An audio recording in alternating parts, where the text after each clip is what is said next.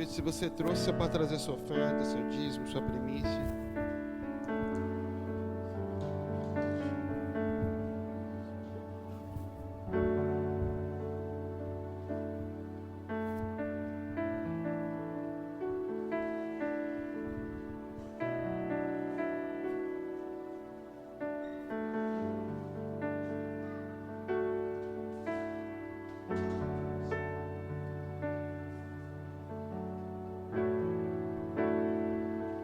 Abre sua Bíblia em Tito, no capítulo 2.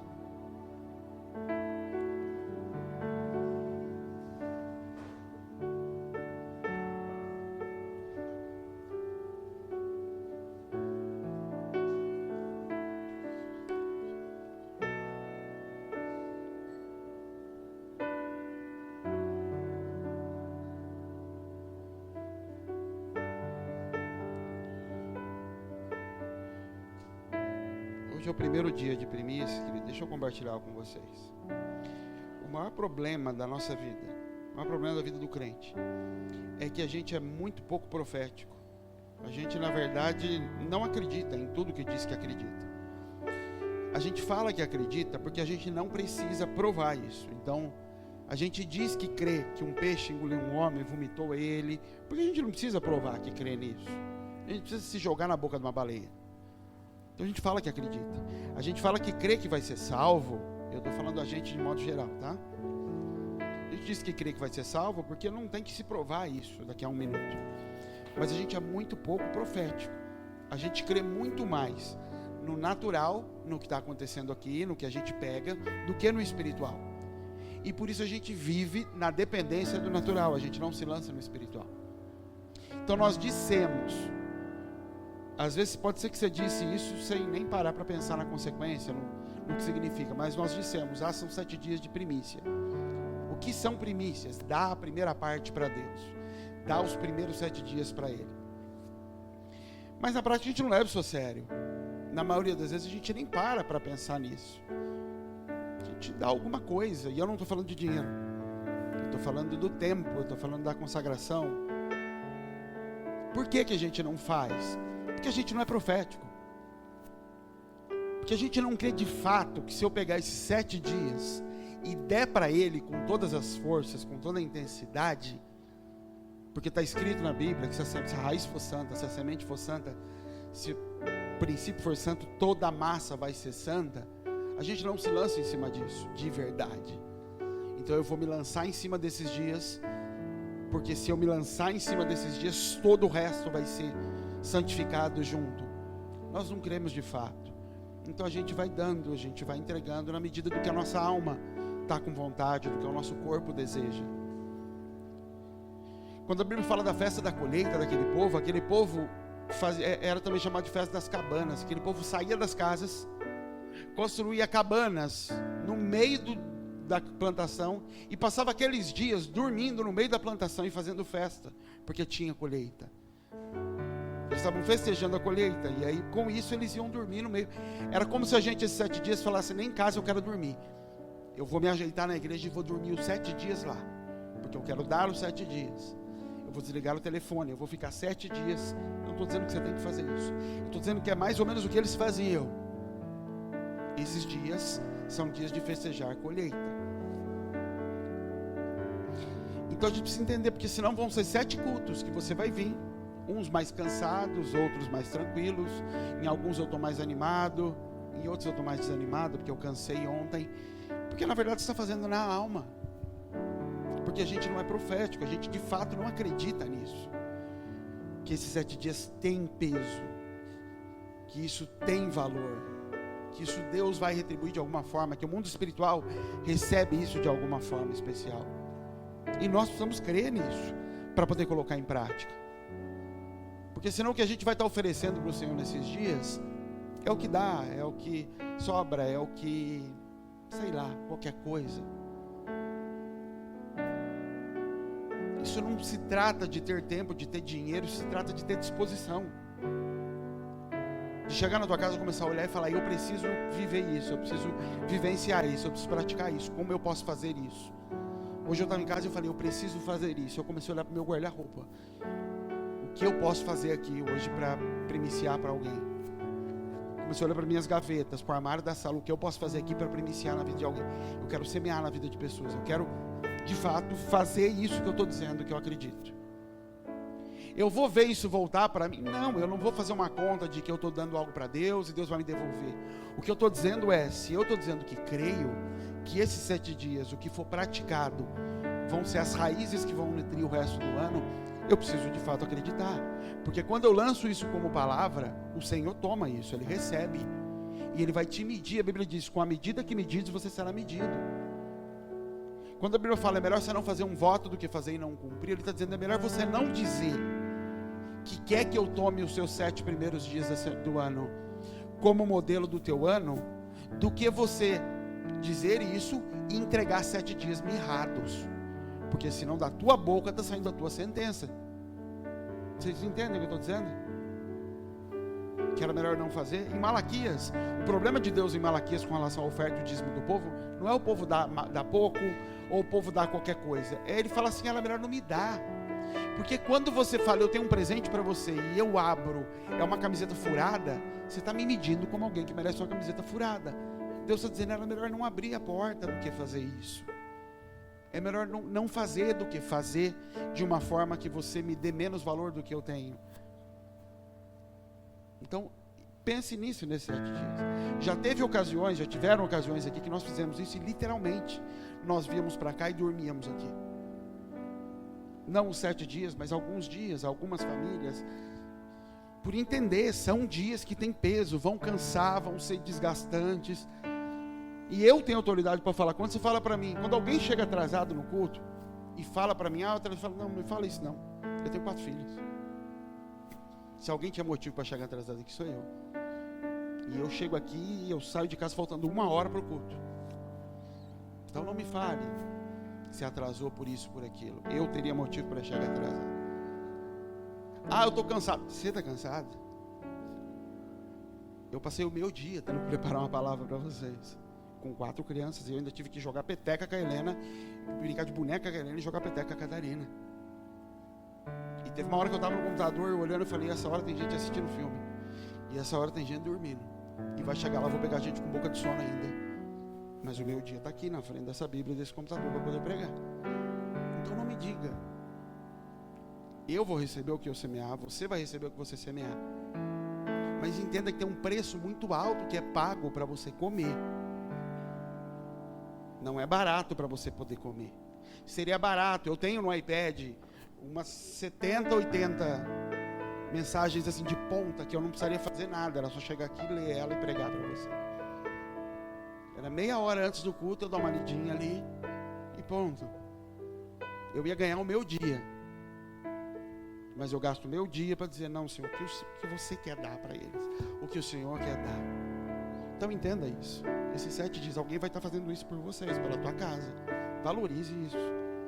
Porque quem estiver fazendo, vai receber do Senhor. Eu vou receber do Senhor o que eu tenho para receber.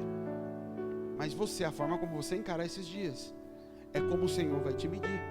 Porque você está fazendo um voto com Ele, que está consagrando esses dias a Ele. Então consagre de fato. Amém, queridos? Tito, capítulo 2, no verso 9. Deixa aberto aí por enquanto. Tem um texto que hoje eu li, Mateus 26 ou 27, se eu não me engano, quando a Bíblia fala do centurião no pé da cruz.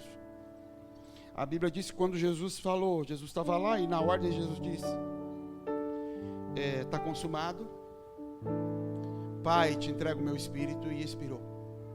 E quando ele faz isso, tem um terremoto, e o centurião, que estava de pé, de frente para a cruz, vigiando, é quem liderava a crucificação, ele olha e fala, esse realmente era filho de Deus. Um centurião era um homem que administrava 100 soldados, por isso centurião. Ele administrava uma legião de 100 soldados. Então ele não era qualquer soldado, ele era alguém que tinha patente alta dentro do exército. E ele foi um dos que acompanharam, foi um dos que talvez pregou o pé de Jesus, a mão, ou pelo menos coordenou isso. E quando Jesus entrega sua vida, quando ele vê aquele homem entregando sua vida e o impacto que aquilo tem, ele reconhece. Pela primeira vez, um homem que não teve contato com milagres de Jesus, que não teve contato com bondade de Jesus, reconhece, ele é filho de Deus. Porque durante a vida de Jesus tem um outro centurião que se encontra com Jesus e chama Jesus e pede para Jesus curar o servo dele, e fala: não sou digno que você vá na minha casa. E Jesus fala: nem em Israel eu vi fé como a tua. Era um centurião também, mas ele teve contato com milagres de Jesus, e por isso aquela fé foi gerada. Esse não. Esse foi um dos responsáveis por crucificar Jesus. E ele consegue ver Jesus, ver o Filho de Deus. Ele não viu o curador, quem faz milagre, quem multiplica pão, quem alimenta. Ele viu o Filho de Deus. Ele não viu um Deus. Porque para um romano não existia o conceito de Filho de Deus. O conceito para romanos era deuses. Deus disso, Deus daquilo, vários deuses. Dezenas deles. Então, o natural para um romano seria olhar para aquilo, se ficasse impressionado, impactado e falar: é um Deus, porque teve um terremoto. Olha, quando ele morreu veio um terremoto. Ele é um Deus. Mas não, ele reconhece o Filho de Deus na cruz. E isso é de se pensar e falar: da onde ele tirou isso? Se isso foi um acúmulo de histórias que ele ouviu a respeito do Nazareno, daquele que estava talvez criando discórdia, criando problemas no meio do povo, mas algum histórico existia nele para ele olhar e atribuir a Jesus ser filho do Deus, ser aquele que ele dizia que era. Mas isso não está vinculado na vida de um romano, desse homem. Isso não está vinculado com milagres, isso está vinculado com entrega. Ou seja, o Senhor começou a falar comigo hoje para a igreja. A maioria dos problemas que a gente enfrenta, a maioria das dificuldades que nós temos, para que sua família, para que parentes, para que irmãos, pai, mãe, avô, consigam ver o Filho de Deus na tua vida, não tem a ver com o serviço que você faz, com quanto você se dedica na igreja, com quanto você trabalha para o Senhor. Tem a ver com a sua entrega. Porque serviço, dedicação, eles também têm. Na verdade, se você conhece ou já conheceu alguém que é envolvido com o espiritismo, principalmente com banda, aqui em banda, em qualquer banda lá, que eu não sei como funciona, mas lá do candomblé, daquela turma, eles são muito mais zelosos do que a gente. Mas o que você vai pegar a criança correndo dentro do terreiro enquanto o santo está sendo invocado? Mas nunca. Que alguém vai levar uma oferenda para o santo que não seja exatamente do jeitinho que ele pediu.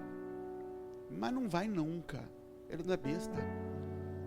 Ele conhece, ele acredita no mundo espiritual. Porque não existe misericórdia do lado de lá. Lá, se você entrega o cabrito manco, o diabo te arrebenta. Aqui tem misericórdia. Do que eu estava falando mesmo para falar daqui em banda? Está falando do centurião. É na entrega. É na entrega que eles conhecem, não no serviço. Porque no serviço eles também servem. E às vezes servem com muito mais zelo. E então não é pelos milagres de Jesus. Todas as vezes que Deus se manifesta através do homem, através dos milagres, o diabo também se levanta com milagre do lado de lá. Lembra de Moisés? Ele faz serpente de vara, o diabo também faz. Quando Jesus faz milagres, eles falam assim: ele está fazendo em nome do diabo. O que eles estão dizendo? O diabo também faz. Porque o lado de lá também faz. O que o lado de lá não faz, ele não entrega. O lado de lá não entrega. É por isso que na entrega ele fala: esse aí é filho de Deus.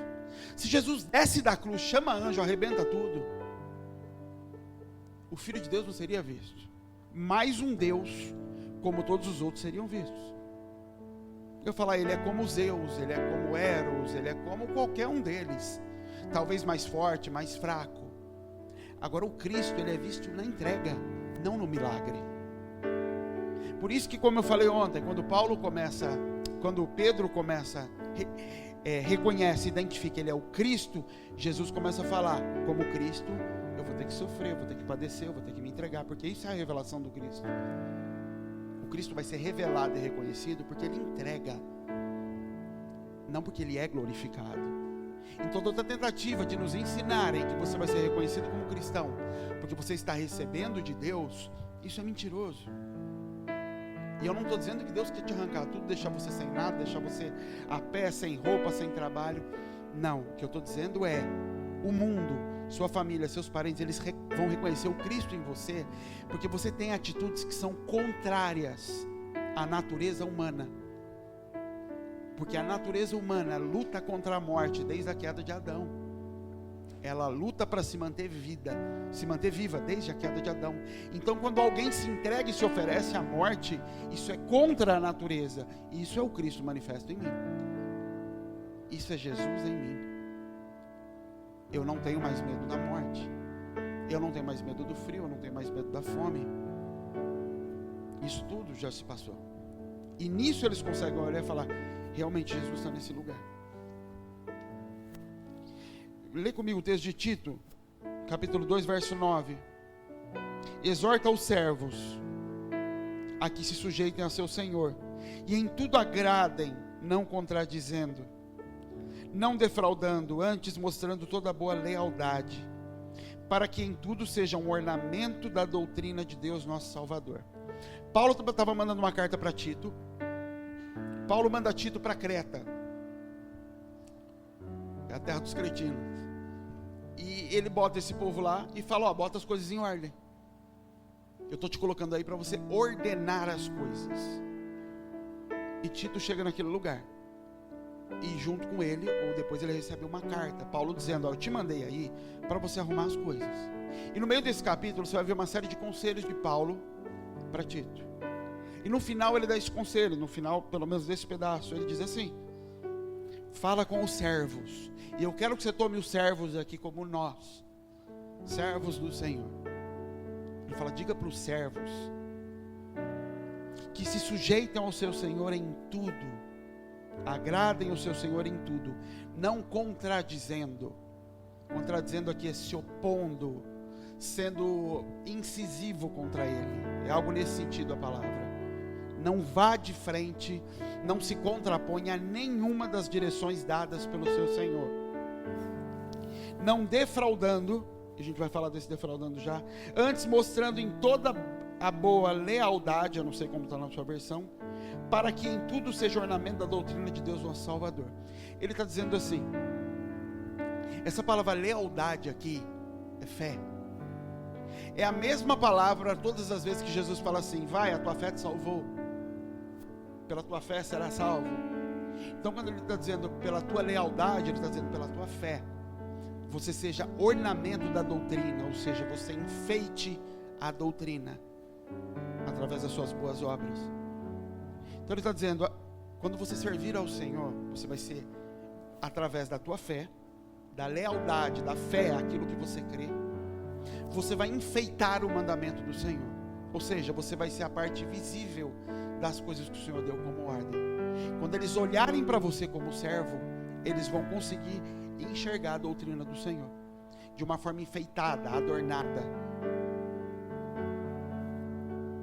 O que Paulo está dizendo para quem mesmo? Para Tito. Hoje está cansado, hein? O que Paulo está dizendo para Tito é: os servos têm uma forma de manifestar isso, através do comportamento deles debaixo da sujeição e da submissão. Quando eles fizerem isso, quando eles obedecerem, quando eles não se opuserem ao que o Senhor colocou para eles, e quando através do comportamento deles, eles manifestarem a doutrina, eles vão estar enfeitando, eles vão estar mostrando para o lado de fora aquilo que o Senhor colocou do lado de dentro.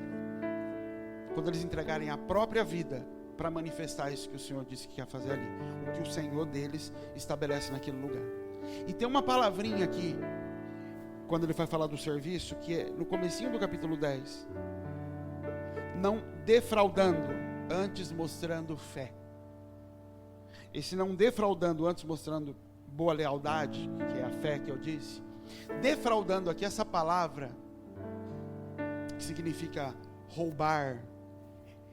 Roubar não no sentido de um ladrão que pega. Roubar aqui é no sentido de reter, segurar, tomar uma parte, coisas nesse sentido. Ela só é usada em duas ocasiões na Bíblia. Aqui, e quando a Bíblia fala de Ananias e Safira. verbo que só aparece essas 2 vezes na Bíblia. Então o que Deus fala lá em Ananias e Safira, dizendo vocês retiveram, é o que ele está dizendo sobre esse servo. Não retenha. Quando você servir ao seu Senhor, entregue tudo, não segure um pedaço para você, não tome uma parte para você. Avança a tua Bíblia lá para mim, comigo, para a gente ler. Está em Lucas 4.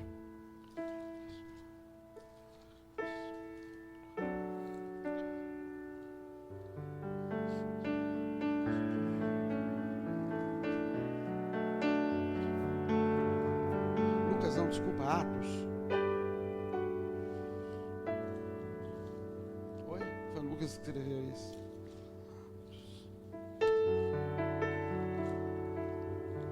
Acho que eu vou precisar dormir mais hoje.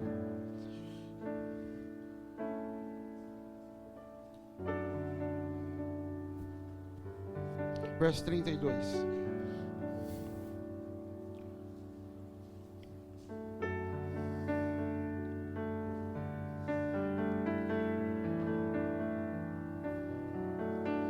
E era o coração e a alma da multidão dos que criam. E ninguém dizia que coisa alguma que possuía era sua própria, mas todas as coisas lhe eram comuns. E os apóstolos davam com grande poder testemunho da ressurreição do Senhor Jesus, e todos eles haviam abundante graça. Não havia entre eles necessitado algum, porque todos os que possuíam herdades ou casas, vendendo-as, traziam o preço que fora vendido e o depositavam aos pés dos apóstolos. E repartia-se a cada um segundo a necessidade que cada um tinha. Então José, cogonominado, ou seja, apelidado pelos apóstolos de Barnabé, que traduzido é filho da consolação, levita natural de Chipre, possuindo uma herança ou herdade, vendeu-a e trouxe o preço e depositou aos pés dos apóstolos. A Bíblia está narrando aqui como era a vida da igreja. Está dizendo, olha, o coração deles era um só. Eles tinham um mesmo coração. E a alma, a forma deles sentirem, as vontades, a direção para onde eles estavam olhando, também era a mesma. Por isso não tinha necessitado entre eles. E isso não quis dizer, isso não quer dizer que era comunismo na igreja. Todo mundo tinha casa igual, não era isso. O que estava dizendo é que ninguém passava necessidade. Porque se necessário fosse, o outro vendia o que tinha para dar o que comer para aquele lá. Então isso era a igreja. No meio disso, a Bíblia começa a narrar Barnabé. O nome dele é José. Mas pelo coração daquele homem, eles apelidam ele de Barnabé, eles apelidam ele de filho da consolação. Porque ele era um consolador, ele era alguém que na manifestação dele, ele consolava os outros. E consolação para eles não era simplesmente o que nós entendemos a palavra consolação. Era algo mais profundo. Jesus, o Espírito Santo é consolador. Essa palavra tinha um peso maior. Mas as atitudes desse José faziam com que tivessem apelidado ele de Barnabé.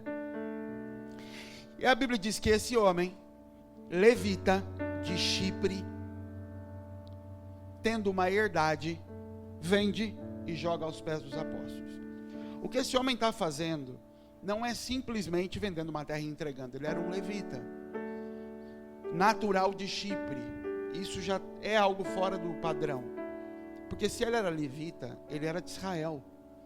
Ele era descendente de Abraão. Ele não era de outro lugar, de uma ilha.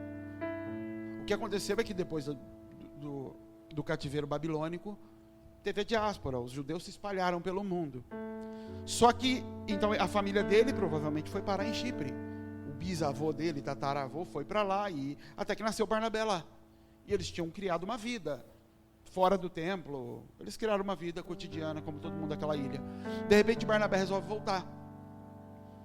E conhece Jesus, aceita Jesus. Depois que Jesus morreu, ou antes, não sei. Se junta com a igreja. E aí ele vende a herdade que ele tinha, joga nos pés dos apóstolos. O que ele está dizendo com aquilo? Eu estou aqui. Eu estou aqui dentro. Eu vou viver do que vocês vivem, eu vou comer do que vocês comem. Estamos aqui.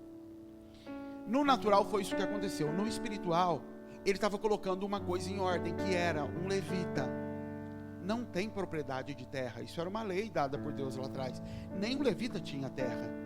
Então os pais, os avós dele, provavelmente negociaram, começaram a trabalhar e compraram terra lá em Chipre.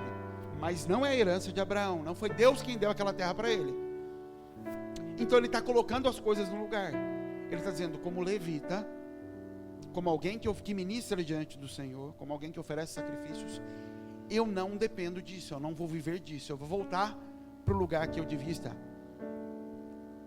E ele entrega, e eu vou viver dos sacrifícios da igreja, eu vou viver da vida da igreja. E ele coloca aquilo aos pés dos apóstolos, e ele ordena essas coisas. Quando a gente vai olhar a vida de Barnabé, ao longo da vida de Barnabé, pode passar despercebido, porque Barnabé não escreveu um livro, não tem um livro dele na Bíblia, mas a função que Deus usa Barnabé depois, esse simples homem, que a gente não sabe de onde veio, como começou a história dele na igreja, mas ele chega e se desfaz da herança. Quando a gente olha para isso, a gente fala, pô, ele vendeu um pedaço de terra. Não era um pedaço de terra. A palavra no original, quando fala da terra dele, da herança dele, não é terra, é agró, que é a mesma palavra da origem de agricultura. Ou seja, o que ele vendeu era uma fazenda que era cultivada. Ele não entregou simplesmente o dinheiro que ele tinha guardado, ele entregou o negócio dele. Ele abriu mão da fonte de sustento dele. Não é como vender sua casa, é como pedir a conta do emprego, pegar o acerto, entregar e falar, está aqui, eu não vivo mais de renda que eu produzo, eu vou viver do que o Senhor tem para acrescentar em mim. E aí quando você vê a continuidade da vida de Barnabé, o que recai sobre a vida de Barnabé. Avança a Bíblia comigo em Atos, no capítulo 9.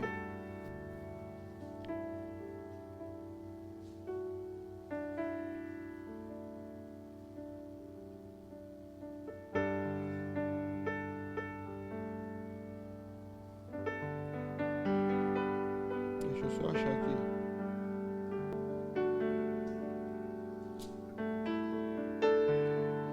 Verso 26.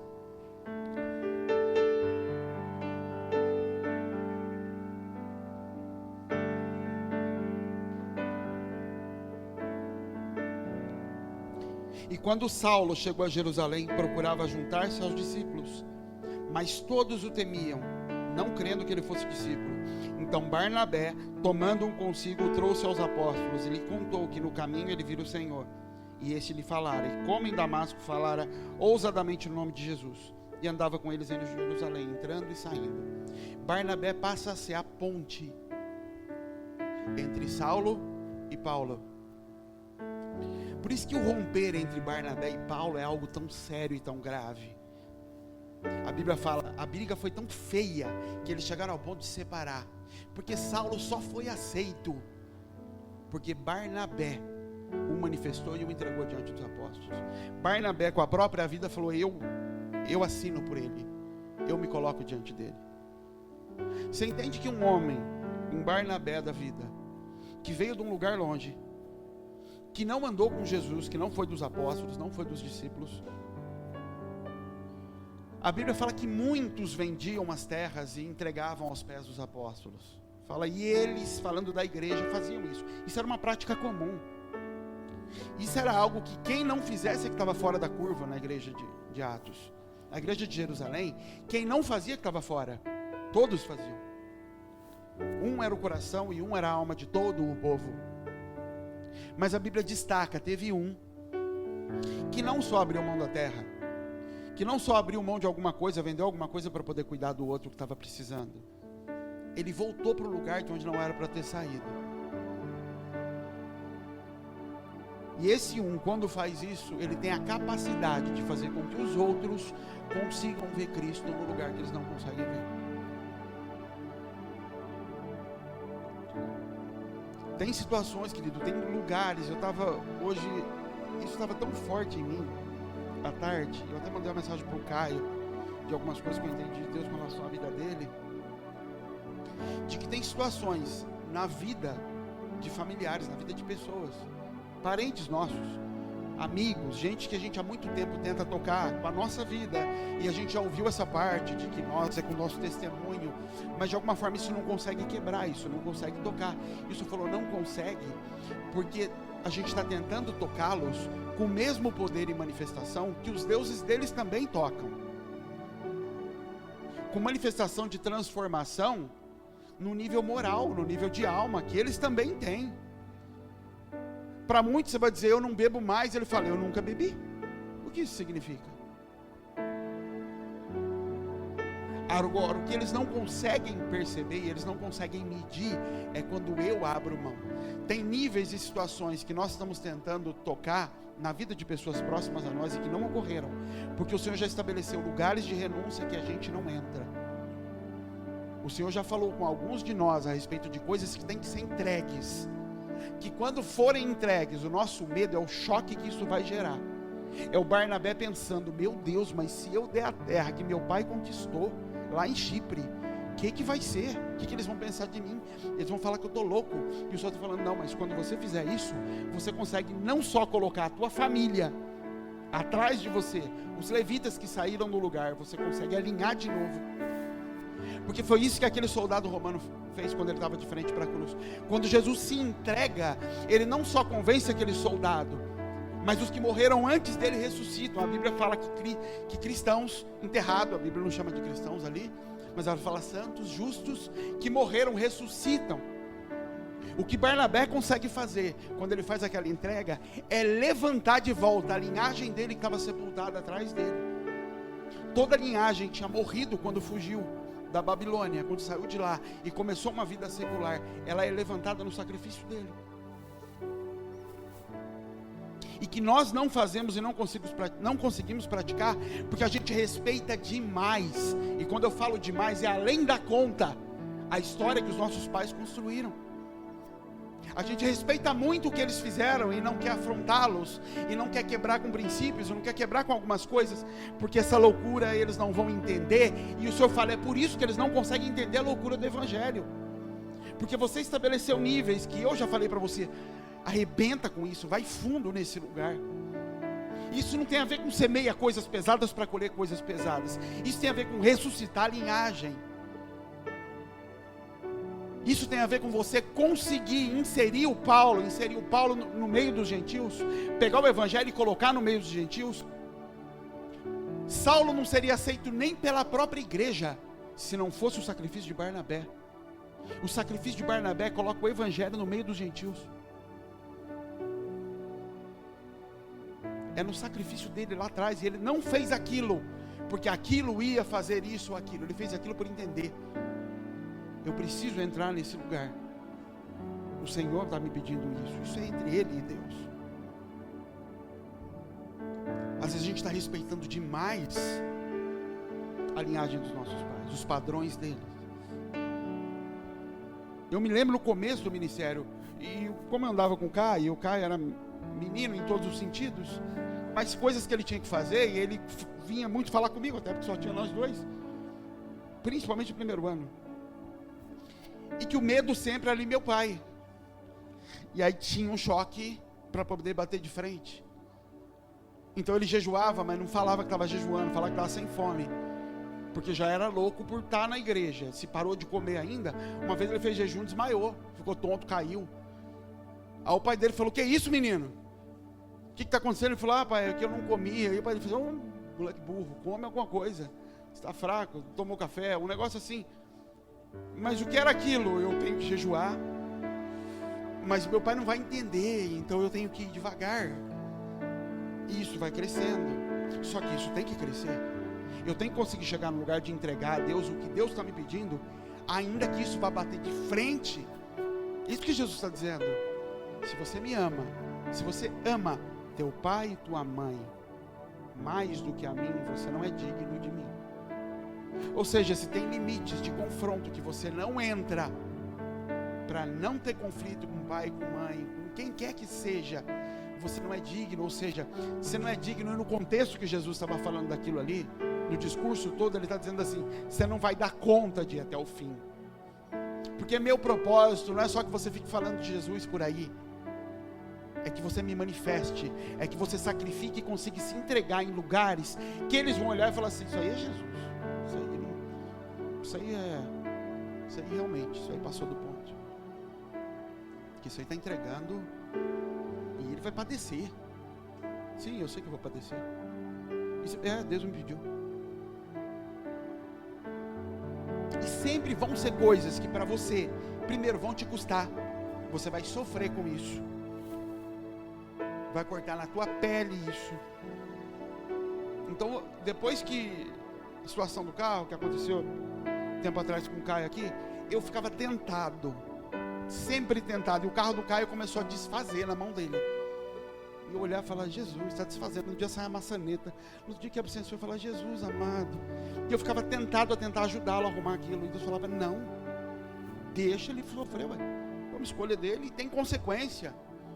Não é eu vou dar e vou fazer e o Senhor vai vir. Não, vai ter consequência mesmo. E vai padecer mesmo. Jesus resolveu se entregar e no último minuto Deus vem, arranca ele da cruz. Só queria te provar. Tipo Abraão, né? A gente gosta do sacrifício de Abraão por isso. No último minuto eu não preciso matar um menino. Ele fala, não, vai padecer mesmo. E é nisso que os outros vão olhar e falar, isso é doideira mesmo. E não que isso seja algo muito grande ou muito pequeno. Mas para quem Deus pediu e para quem Deus pede sempre é grande. É grande porque não se trata do que a gente aprendeu no Evangelho, que Ele me pede para me dar de volta. E não se trata disso. Se trata do que Ele tem para gerar no mundo espiritual. Se trata do Cristo que Ele quer revelar para o teu pai, para a tua mãe. E o Cristo que Ele tem que revelar para o Egito. Se o Egito acredita que boi é santo, ele tem que matar boi. Para que o Egito olhe e fale, realmente eles são loucos. Estão matando o Deus. Se para o teu pai e tua mãe o dinheiro é Deus, ele vai falar, filho, para verem Deus na tua vida, você tem que matar boi. Não adianta você querer matar culto de domingo. Não adianta você querer matar vigília, matar jejum, porque eles também matam isso.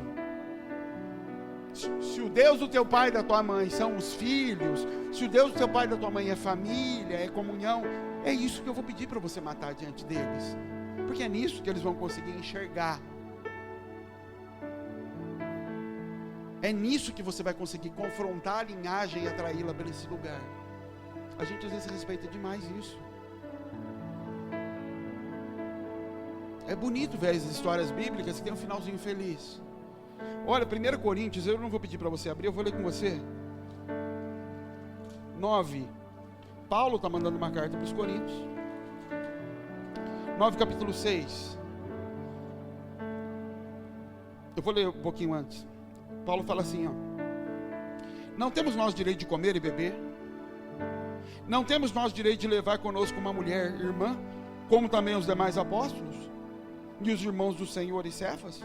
Ou só eu e Barnabé não temos direito de deixar de trabalhar?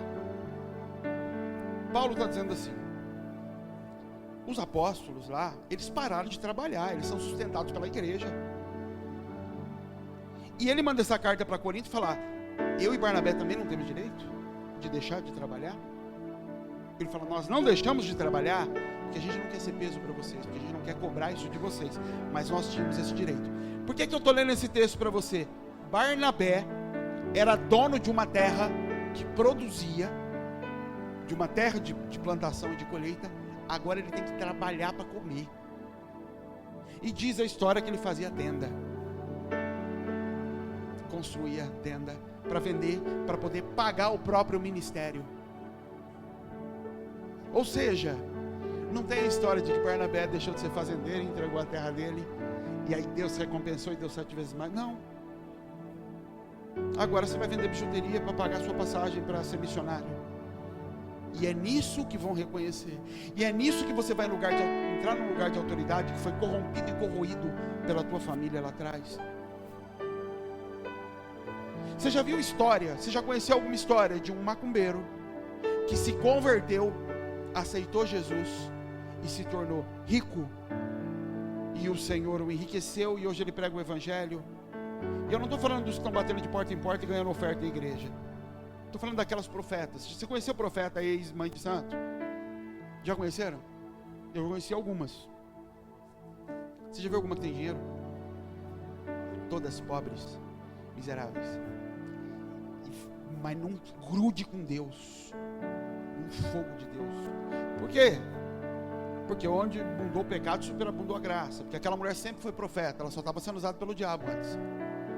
Só que o que Deus está fazendo? Aquela mulher sacrificou a vida inteira para o diabo. A vida inteira ela consagrou o seu sacrifício, as suas ofertas, a sua vida financeira a Satanás.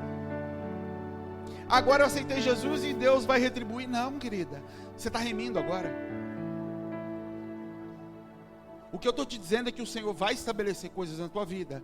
Você vai ter que sacrificar aquilo que foi santo para a tua família a vida toda. O pai do Caio é formado não sei o que lá e pós-graduado em não sei o que lá. A mãe do Caio, a mesma coisa, de Unicamp, não sei o que lá. O padrasto do Caio, doutorado, não sei o que lá. O Caio termina a faculdade, Deus fala, você não vai advogar. Você vai limpar a igreja. A primeira coisa que você vai sacrificar é a soberba da tua família. É a primeira coisa que você vai quebrar e tua família vai olhar e falar, que loucura é essa? E Deus vai falar, é isso. Por que você está fazendo isso? Nem sei, talvez ele não soubesse disso até esse momento. Mas você quer começar a tocar na descendência da tua família? Você vai sacrificar o que para eles é santo. Para tua mãe, meu filho morando na igreja, você vai sacrificar na tua vida o que é sagrado para tua mãe. E ela vai vir aqui, vai te ver sorrindo. E eu sei que foi criado de meia dentro do apartamento. Você, agora sua mãe vai vir, vai ver sua filha de pé sujo, correndo no quintal e falar, pelo amor de Deus, e você rindo e achando aquilo bonito, e ela fala, e não é que ela é feliz? E não é que ela é mais educada que os primos? E ela começa a falar, isso só pode ser Deus, porque o Deus que eu tive na minha vida, a vida toda, era aquilo que você está sacrificando. E é nisso que o pai e a mãe começam a ver Jesus. É quando eu sacrifico aquilo que é santo para eles. Enquanto eu não fizer isso, eu estou vivendo o mesmo evangelho que eu tanto critico por aí. O evangelho de que o Senhor vai me prosperar em alguma área que seja, área espiritual, dons, o que quer que seja.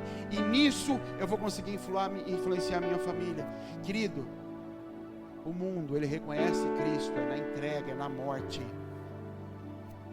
E eu vou ter que sacrificar aquilo que foi o ponto de corrupção na minha descendência.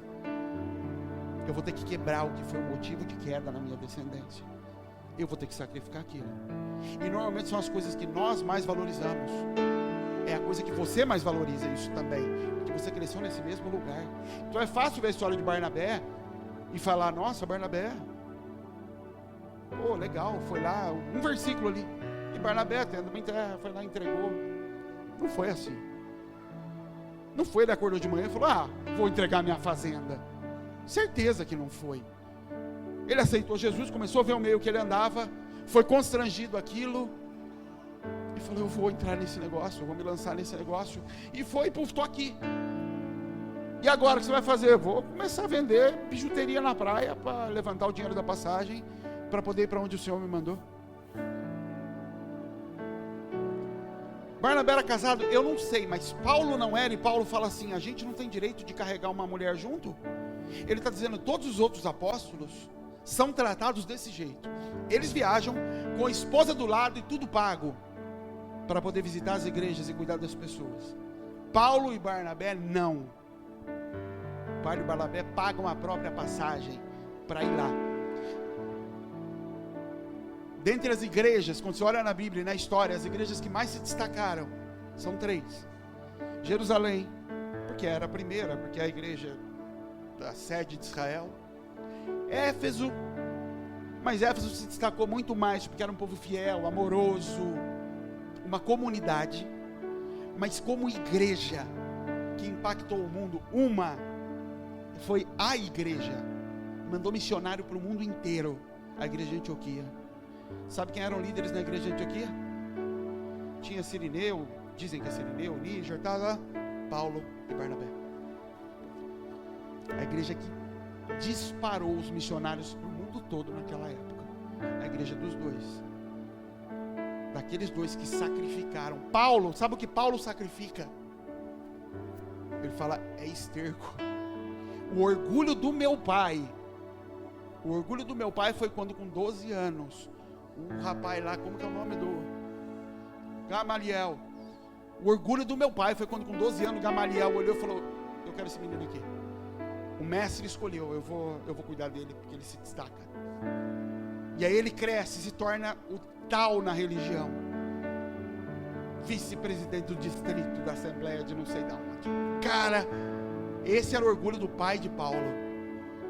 Meu filho, o Saulo, aquele lá que, ó, sabe tudo de lei, tudo, teve o melhor professor de Israel. E Paulo fala assim, isso para mim é esterco. Isso não vale nada para mim hoje. É só assim que eu posso remir a minha descendência, destruindo, quebrando diante deles aquilo que para eles era motivo, era o Deus deles. Sabe por que eu não consigo quebrar? De verdade.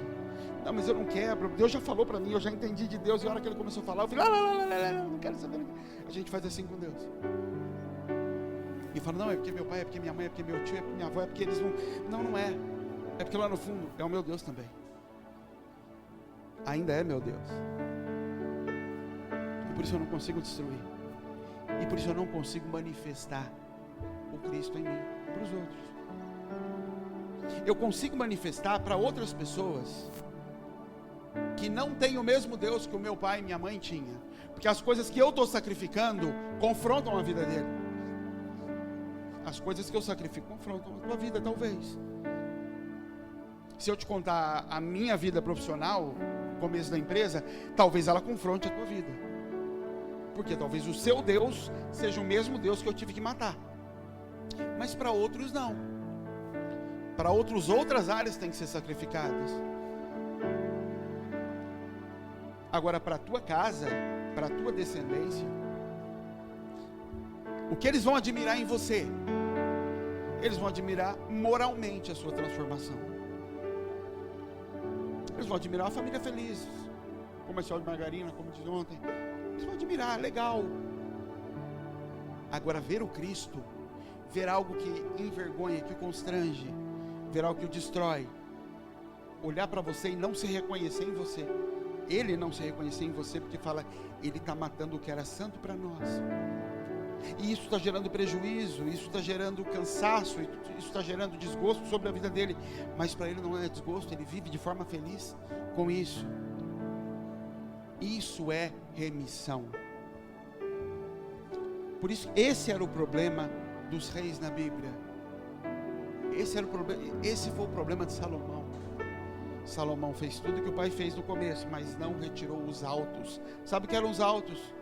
Os altos eram os altares de pedra, às vezes eram tocos de madeira, pilhas de pedra, aonde os idólatras iam lá fazer sacrifício. E esse era o problema de todos os reis de Judá e de Israel, quase todos, 99%. Eles colocavam as coisas em ordem na vida dele, mas eles não arrancavam os pilares, os locais aonde os que vieram antes dele ainda estavam acostumados a ir sacrificar. Então, no governo deles, os outros ainda encontravam lugar de sacrifício. O problema é que às vezes tua mãe, teu pai, teu avô, sua tia, seu chefe, quem quer que você encaixe nesse momento, encontra através do teu governo, da tua vida, lugar de sacrifício. Porque eles veem na tua vida lugares que o Senhor já pediu para você destruir e você não destruiu. O sacrifício ainda está sendo praticado naquele lugar. E por isso eles não são tocados. E por isso a gente vai passar a vida inteira orando. Senhor, toca neles, transforma eles, Senhor, visita eles lá, Deus. Oh, ele está mais simpático com o Evangelho. O diabo é simpático com o Evangelho. Ah, eles gostam mais, eles gostam menos. Minha família está falando mais comigo, meus parentes, sei lá quem for. A gente não ouve falar da família de Barnabé. A gente não sabe quem era, não sabe se Barnabé, quantos anos tinha Barnabé. O que a gente sabe é, esse homem saiu do nada. E quando você olha agora na igreja missionária, um dos líderes era um levita, um sacerdote. Quem é levita? Todos nós somos levitas. Todos nós ministramos diante do Senhor. Todos nós somos sacerdotes. todos nós vivemos do sacrifício de Cristo.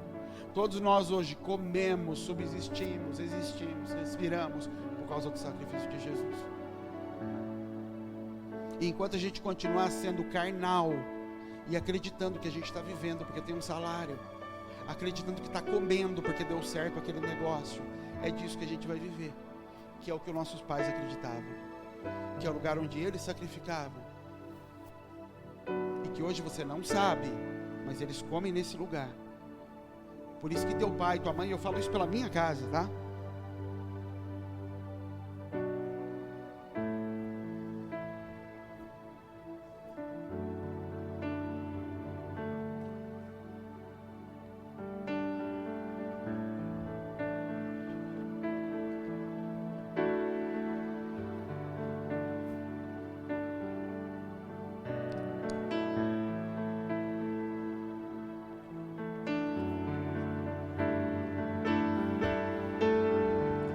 Falo isso pela minha casa. Quando eu comecei com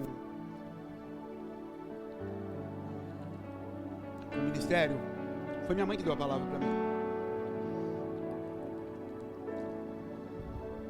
Minha mãe é profeta. E ela profetizou sobre a minha vida durante vários dias seguidos. Quase todos os dias eu ia lá, sentava e Deus começava a falar sobre o ministério, sobre o que ia ser, para onde ia, para onde não ia. Tudo, muita coisa que a gente já está vivendo aqui. E perfeito, isso é dom.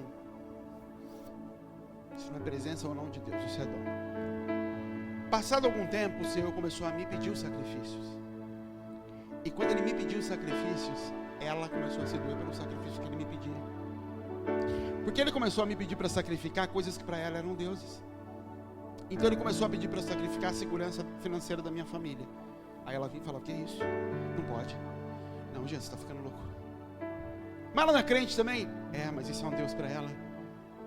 Minha mãe era crente, mas quando eu colocava em risco, aos olhos dela e aos meus também, a segurança financeira da minha família, ela se opunha, ela batia de frente, porque aquilo era um Deus para ela.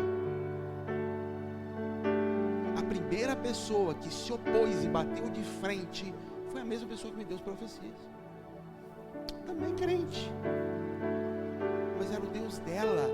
E quando ela olha para a descendência dela, colocando em risco a continuidade, vai ter conflito. E o que Deus estava pedindo para mim? Ele estava falando, não é que eu quero que você destrua ou sacrifique o teu bem-estar. Você precisa romper com os deuses da tua família. Sacrifique os deuses da tua família. Ô Gideão, antes de querer libertar para frente, derruba o Deus do teu pai.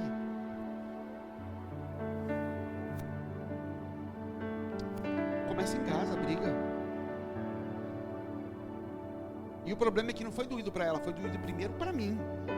Porque eu fui o primeiro a ser difícil fazer o que Deus pediu. E eu fiz com medo, e ficava apavorado, mas eu fiz tudo que Ele pediu. Com medo, mas eu fiz.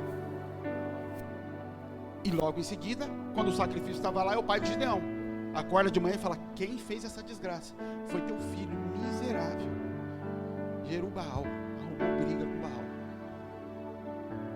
Esse é o segundo ponto. Quando ela vem e fala, você está doido? Larga esse negócio, para com isso, você vai destruir tua casa, você vai destruir tua família, você está sendo irresponsável. Não é assim que leva também, Jean. Você leva tudo a ferro e fogo. Você vai ficar a pé, você vai ficar sem dinheiro, você vai ficar sem família, sem emprego, não pode ser desse jeito também. E a pressão veio do lado de lá, de quem era crente, de quem profetizou até ontem. Porque eu estou derrubando o Deus dela dentro da minha casa. E isso não garante que realmente eu não ia passar dificuldades, como passei. E como passo às vezes até hoje, por escolhas que eu fiz lá atrás. E nesses 10 anos, em janeiro agora, está completando 10 anos que Deus me chamou para o ministério. E depois desses 10 anos, hoje é como se a coisa fosse mais estável, não no sentido dos acontecimentos externos, mas internamente. Estável no sentido da minha família olhar e falar, ele é assim mesmo, e no fim dá certo mesmo. E olha lá como deu. E olha lá, quando ele fala, acontece mesmo. Mas lá atrás não foi assim. Foi conflito de todo lado. Mas essa é a única chance de você ser estabelecido como uma nova referência na tua descendência. O único jeito de você ser a nova referência na tua descendência é o seu Deus ser outro. Enquanto o seu Deus for o mesmo deles, você é só a continuação dele. Você vai para o céu, vai. Talvez eles não vão. Porque eles precisavam de alguém que sacrificasse, que derrubasse, como Gideão fez. Pai, você não vai ter coragem de derrubar esse Deus aí. Você tem medo dele, você paga um pau para ele que não tem ideia. Eu vou fazer isso pelo Senhor. Eu vou derrubar o Deus da tua casa, Pai. Eu tenho acesso a ele. Eu vou derrubar ele. E lá na igreja de Antioquia, no lugar onde Paulo e Barnabé eram líderes, foi a primeira vez na história. E hoje eu fico pensando, como é que chamava antes? Mas foi a primeira vez na história onde alguém foi chamado de cristão. Cristão significa pequeno Cristo, cópia de Jesus. Foi a primeira vez na história que alguém chamou alguém de cópia de Jesus. Foi lá na igreja de Barnabé.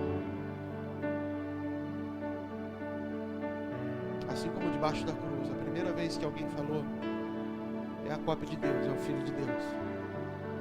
Porque não é que ele entregou mesmo, não é que ele destruiu aquilo que é santo para o homem, a própria vida. Ele destruiu aquilo que o homem mais tenta preservar ao longo da sua história, a própria vida. Ele deu. Falou, não, esse é cópia de Deus. É assim que teu pai e tua mãe vão ver, é assim que tua descendência, teus avós vão conseguir olhar e falar, isso aí é cópia. Isso aí sacrifica o que é santo para nós. Isso aí sacrifica o que a nossa família tem lutado para estabelecer ao longo de todas as gerações para trás. Ele derruba esse poste, ele arrebenta com isso. Amém, queridos? Fica de pé para a gente orar.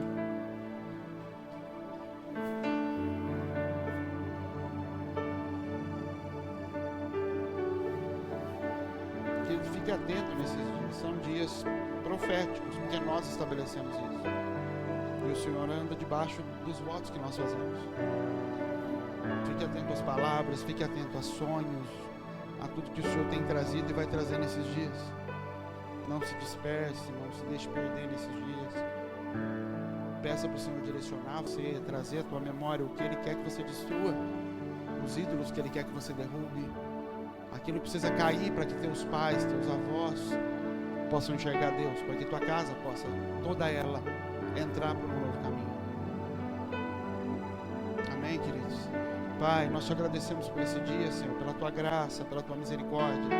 Que a tua palavra encontre lugar em nós, Senhor. Que a tua palavra encontre lugar no nosso coração.